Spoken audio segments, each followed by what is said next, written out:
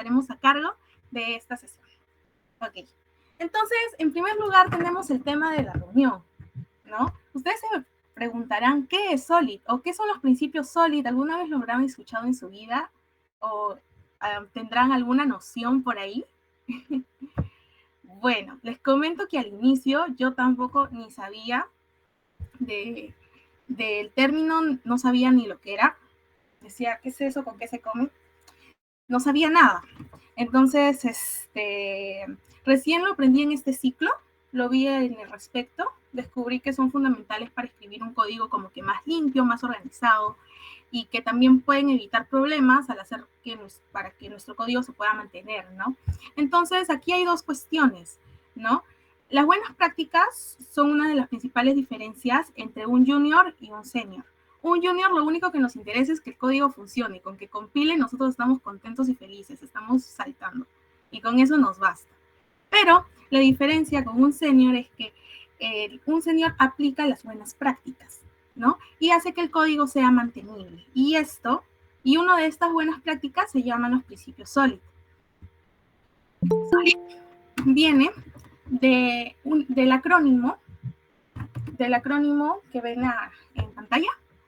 La S del principio de responsabilidad única, la O del principio de abierto-cerrado, principio de sustitución del scope, el principio de segregación de interfaces y por último la de inversión de dependencias, ¿no? Vamos a ahondar en cada uno de estos principios y vamos a profundizarlos con cada uno de nuestros compañeros a continuación. El primer principio que tenemos es el principio de responsabilidad única. Esta establece que una clase debe tener una única responsabilidad o una función principal. Por ejemplo, les pongo un ejemplo práctico para que lo puedan entender. ¿Ustedes alguna vez le han pedido a un amigo que les cuide a su mascota? Bueno, a ver, ustedes le piden que se lo cuiden, ¿no? Pero no le dicen que por cuidárselo también van a ir a limpiar su casa o van a hacer sus trabajos o van a hacer todos sus deberes o cosas que tienen que hacer, ¿no? Claramente. Entonces, más o menos en programación, ¿cómo lo aplicamos? Que cada clase debería hacer solo una cosa, ¿ok? A ver, vamos a aplicar eso en un ejemplo práctico de programación, ¿no?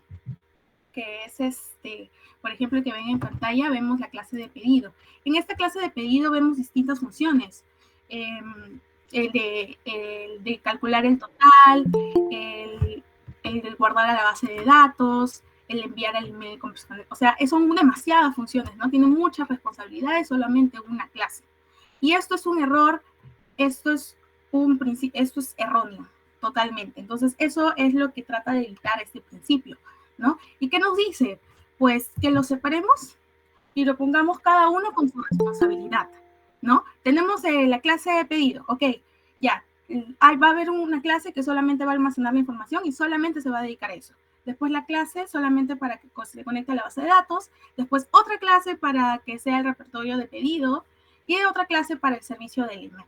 Y ya, y con esto, ¿qué tenemos? O sea, ¿cuál es el beneficio de esto? Que lo tenemos más organizado, más facilidad para mantenerlo, mayor flexibilidad para reutilizar ese código, ¿no? Porque imagínense, si tenemos todo almacenado en una sola clase, pues para poder editar una función que es, por ejemplo, calcular el total, lo muevo y después todo se malogra y todo se hace todo un desastre. Entonces, eso no es práctico, ¿no? Entonces, por ello es que es este principio que nos establece que solamente haga una sola cosa cada función. ¿Ok? A continuación vamos a pasar a un siguiente principio.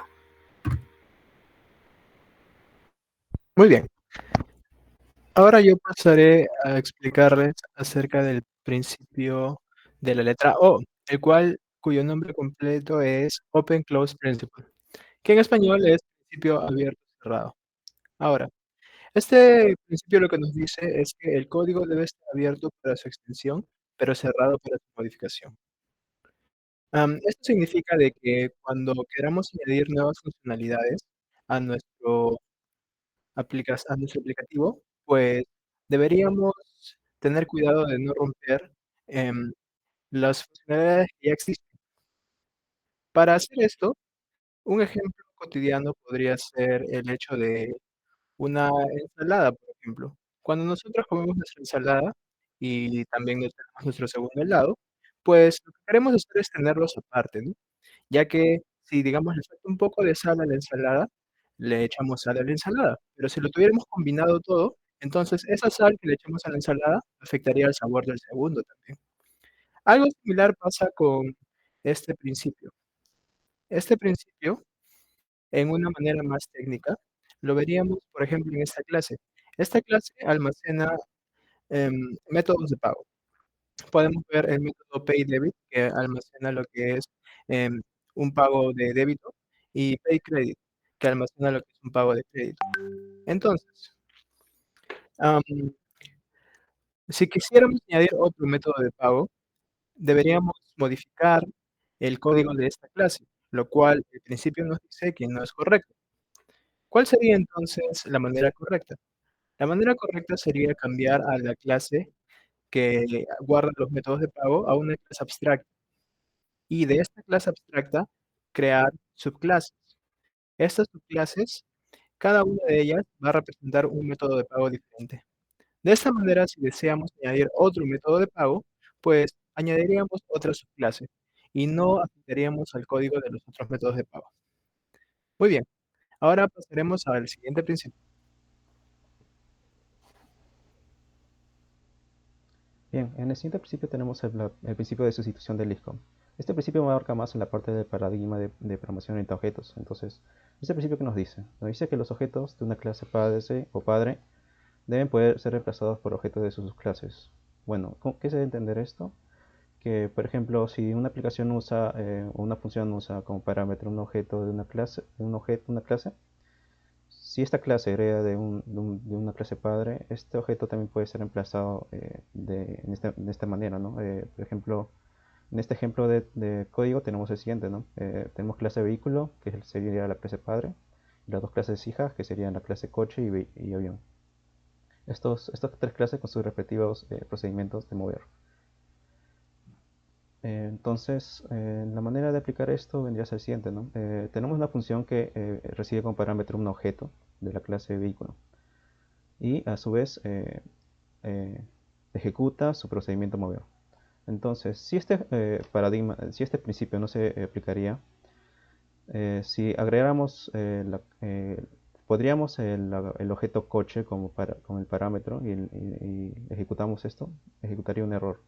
Por lo tanto, al momento de que esto, de haber hecho de esta forma, haber ejecutado el principio de esta forma, podemos tener que mover vehículos se ejecuta con los tres tipos de objetos, ¿no? Con el objeto de la instancia de la clase padre, y asimismo con las instancias de coche y de avión. Entonces, ¿qué beneficio nos trae este principio? Los beneficios que nos trae este principio es que las clases son intercambiables sin romper nuestro programa. Entonces, podemos en un futuro poder añadir más clases que hereden una clase padre y no habría ningún problema. Entonces, en general, nuestro código va a ser más fácil de modificar y ampliar y va a ser mucho más escalable. Le doy pase a mi compañero.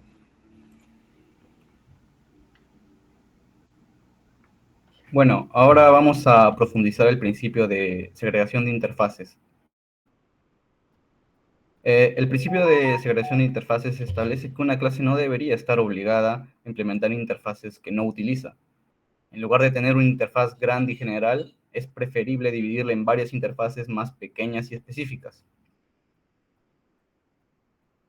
Imaginemos que tenemos una interfaz grande llamada iVehículo, como se puede ver, que define varios métodos relacionados con vehículos, como acelerar, frenar, encender, apagar, abrir puerta y cerrar puerta. Veamos cómo podría ver esta interfaz y el problema que puede causar.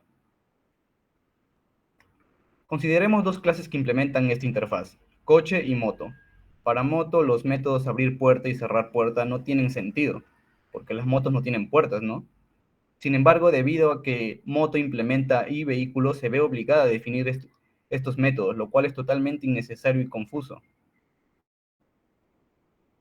La solución es dividir la interfaz en varias interfaces más pequeñas y específicas. De esta manera, cada clase solo implementará las interfaces que realmente necesita. Como podemos ver, ahora Coche puede implementar todas las interfaces necesarias, mientras que Moto solo implementa las interfaces relevantes. Así Moto no tiene que implementar métodos innecesarios como abrir puerta o cerrar puerta, y ahora se mantiene más limpia y clara la clase. El principio de interfaces trae varios beneficios importantes. Primero, mejorar la mantenibilidad del código, haciéndolo más limpio y fácil de entender. Segundo, aumenta la flexibilidad, permitiendo modificar una parte del sistema sin afectar a las otras partes. Tercero, las interfaces más pequeñas y específicas son reutilizables en diferentes contextos. Y por último, las dependencias innecesarias, reduciendo el acoplamiento entre componentes. Bueno, ahora le doy el paso a mi compañero para ver la última, para ver el último principio. Bien, continuando, teníamos el principio de inversión de dependencias, que dice dos cosas, ¿no? Los módulos de alto nivel no deben depender de módulos de bajo nivel, sino que ambos deben depender de abstracciones, y estas otras abstracciones no deben depender de detalles, sino al revés. ¿Esto qué significa? Tenemos aquí un pequeño ejemplo. Tenemos dos módulos. Entendamos un módulo como una unidad lógica de código, ¿no? En este caso, son clases. El primero es un controlador y es de alto nivel porque se encarga de la lógica principal y tiene un método para retornar un usuario. En la parte derecha tenemos el módulo de bajo nivel que hace una función específica. En este caso, el repositorio accede a una fuente de datos para retornar ese usuario. Aquí estamos rompiendo el principio de inversión de dependencias porque este módulo de alto nivel depende de este otro módulo de bajo nivel. Así que si hacemos cambios en el código de la derecha, vamos a estar obligados a hacer cambios en el código de la izquierda. Y es más difícil hacer pruebas y este código es menos flexible y extendible. Entonces, ¿cuál sería la solución? Ya con el principio de inversión de dependencias, ya no dependemos del módulo de bajo nivel, sino que dependemos de una abstracción, que en este caso es una interface. Las abstracciones básicamente nos dicen qué es lo que se va a hacer. No nos importa el cómo, sino lo que se va a hacer. Y eso es lo que le importa al controlador, que retorne el usuario. Ya en el repositorio podemos implementar esta interface y podríamos hacerlo de diferentes maneras, ¿no? Y el cómo hacemos las cosas vendrían a ser los detalles. Aquí estamos cumpliendo el principio de inversión de dependencias y con este desacoplamiento podemos hacer cambios en el repositorio sin afectar al controlador y esto trae facilidad para hacer pruebas, es más flexible el código y escalable.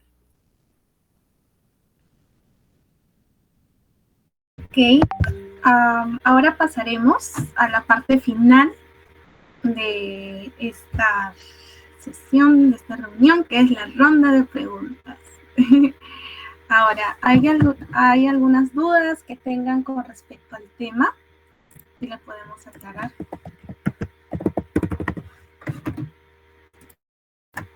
El que tiene dudas, levanta la mano. No lo personalizo, pero me gustaría que respondamos un ejemplo. Sí, claro. Sí, yo un poco interesante el tema que han hablado de Solid. Felicitaciones a todo el equipo que ha preparado la presentación. Es un tema bastante ya avanzado y como mencionan, es a nivel ya de un senior software, un senior que puede entender y comprender por qué las cosas se deben hacer de esa manera. Ahora, yo pregunto, más que todo ya ustedes que están por finalizar, ¿cómo podríamos o cuál sería su recomendación de ustedes para los nuevos estudiantes que están en los primeros ciclos para involucrarlos en tener ese buen hábito de la programación, los principios sólidos? ¿Sí? Yo dejo ahí la pregunta para ustedes.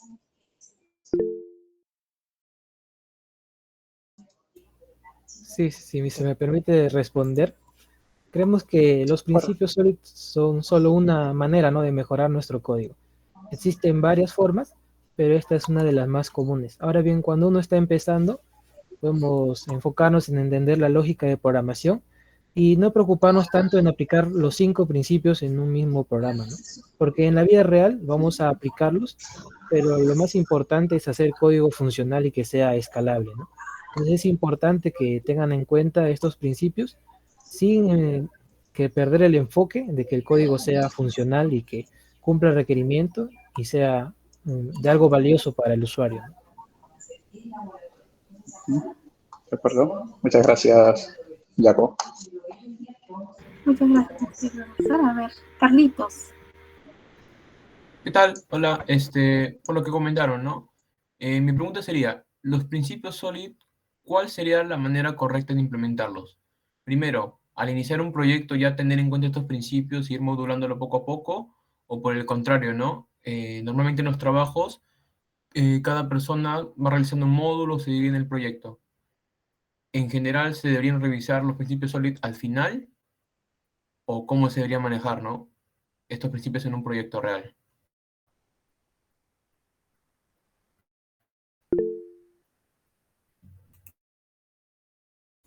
Sí, bueno, generalmente cuando entremos a un proyecto real, ya va a haber toda una estructura del código en la empresa o en el lugar que estemos trabajando, ¿no? Y ahí vamos a poder darnos cuenta cómo se han aplicado los principios SOLID.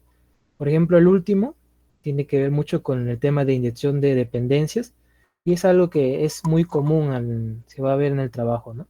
Ahora bien, cuando nos piden un requerimiento nuevo, siempre vamos a tener que tratar de emular la arquitectura que ya se encuentra, ¿no?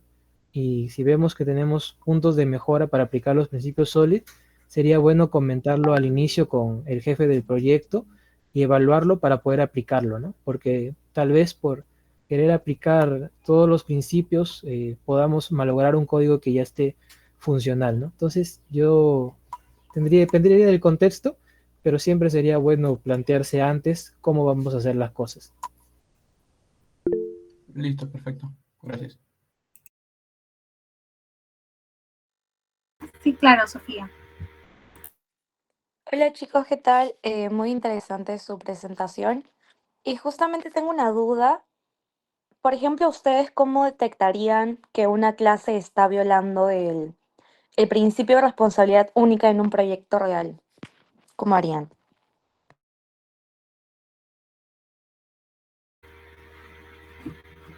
Ok.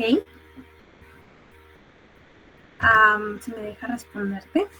Hay muchas maneras es difícil poder detectar de cierta forma cuando violas el principio de responsabilidad única, pero como lo había dicho, cuando tú ejecutas una clase y haces varias funciones, eh, tienes que percatarte de que no debería, o sea, que no debería ocuparse en sí de tantas funcionalidades, ¿no? Eh, bueno, eso básicamente. No sé si alguno quiere aportar. Sí, bueno, uno se va dando cuenta cuando crece el programa, ¿no? Claro Porque que al no estoy principio las tan funcionalidades son pequeñas, pero cuando queramos añadir, ahí ya vamos aplicando los principios para que eso se nos haga más fácil. Sí, yo, por ejemplo, ese tipo de contextos, yo siempre recomiendo tener al menos un diagrama de clases genéricos. No digo que dejamos un diagrama detallado de todas las clases del proyecto, porque si tú te entras directamente al código en un proyecto mediano o largo, simplemente te pierdes. Y recordar el tema de la organización, ¿no? Por módulos, porque cada módulo debería ser, claro, cada módulo que es un conjunto, que va a representar un conjunto de clases, deben hacer lo que están diseñados y no mezclar funcionalidad. Por eso que cuando en un proyecto hay personas especializadas, por ejemplo, que se encarga de realizar el tema de pagos con tarjetas de crédito, tiene que usar el módulo de pagos de Visa, ¿no? Y otro que se encarga del tema tal vez comunicarse con un API, pues el tema de API o el tema de acceso a base de datos. O sea, yo diría que esto debería ser plasmado para identificarlo en un diagrama de arquitectura, un diagrama de clases o tal vez un diagrama de componentes, un poco para tener una visión más genérica.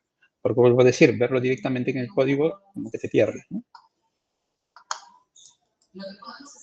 Claro, sería como que profesores tener desde el principio del proyecto bien claro la estructura, ¿no? Y todos los diagramas que vamos a considerar en el proyecto para poder organizarlo de mejor forma también. Sí, efectivamente, Nicole. Es mi sugerencia. Sí, muchísimas gracias. Entonces, sin ninguna otra duda más, o no sé si por ahí tienen alguna otra duda. Ya ver. Quisiera cerrar también, a ver si por ahí el profesor Edgar nos da unas palabras de cierre, de retroalimentación para cerrar la reunión. Y bueno, de verdad nuevamente agradecerles por la presencia, ¿no? A ver si el profesor... Sí, se le escucha como que bajito.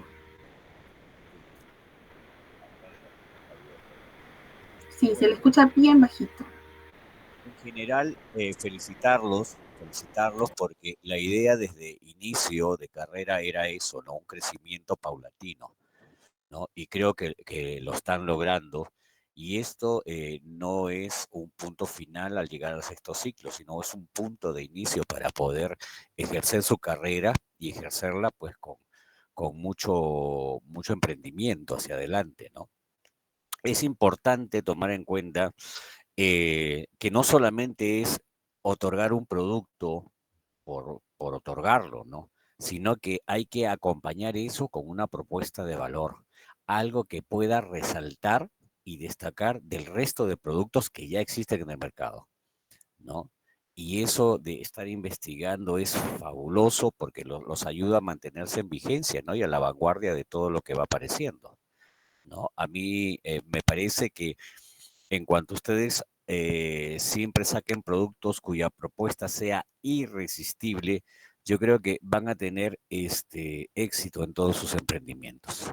Yo les auguro pues muchos éxitos hacia adelante y como siempre recuerden la primera clase que yo dije, ¿no? Ante todo, ante el conocimiento, la habilidad, la actitud, los valores por delante. Los felicito muchísimo, jóvenes, y mucho éxito en su vida profesional. Excelente, muy lindas palabras. Muchas gracias, profesor. Entonces, con ello concluimos esta reunión. Nuevamente, muchísimas gracias a todos por su presencia. Esperamos que estos principios los ayuden a lo que les queda de su carrera. Lo tomen en consideración porque se aplica en la vida laboral realmente, se lo van a encontrar, así que es algo bastante práctico que deberían considerar, ¿no? Así que, bueno, chicos, nuevamente, muchísimas gracias por estar aquí, por ayudar, por apoyar y bueno, que tengan súper buen día y que, bueno, les vaya súper bien. Gracias. Bien, gracias. Hasta luego, chicos. Gracias. Hasta luego, gracias a todos. Muchas gracias. Gracias a todos. Gracias a todos. Gracias. Muchas gracias a todos.